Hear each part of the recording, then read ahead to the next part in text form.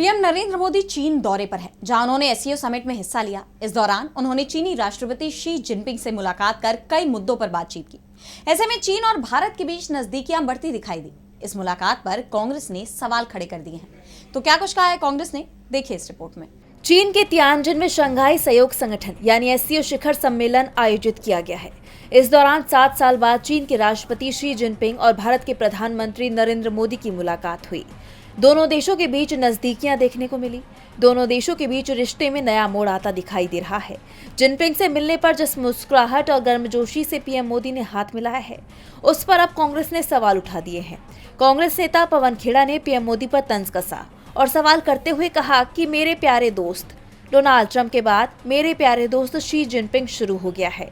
मुझे बताइए, क्या हमें गलवान में न्याय मिला? क्या अप्रैल 2020 की यथास्थिति बरकरार है? क्या हमारी सेनाएं अप्रैल 2020 से पहले जहां गश्त करती थी वहां गश्त कर पा रही हैं? क्या पीएम को इनके जवाब मिलेंगे? दोस्त बदलते रहते हैं, दिल टूटते हैं और फिर नए दोस्त तलाशे जाते हैं। आपने देश की अर्थव्यवस्था और विदेश नीति की हालत देख ही ली है। अब जिस तरह से पीएम मोदी ने जिनपिंग से मुलाकात की है, वो इसी तरफ इशारा करता है कि मोदी ने अब चीन के सामने भी सरेंडर कर दिया है।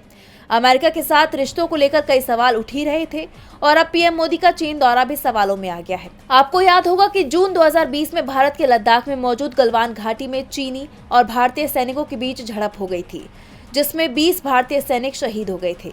इसके बाद से ही भारत और चीन के बीच तनाव बना हुआ था। अभी हाल ही में जब भारत पाकिस्तान के बीच संघर्ष हुआ, तब चीन ने पाकिस्तान की मदद की थी और अब पीएम मोदी उसी चीन के सामने झुकते दिखाई दे रहे हैं। डीबी लाइव की रिपोर्ट।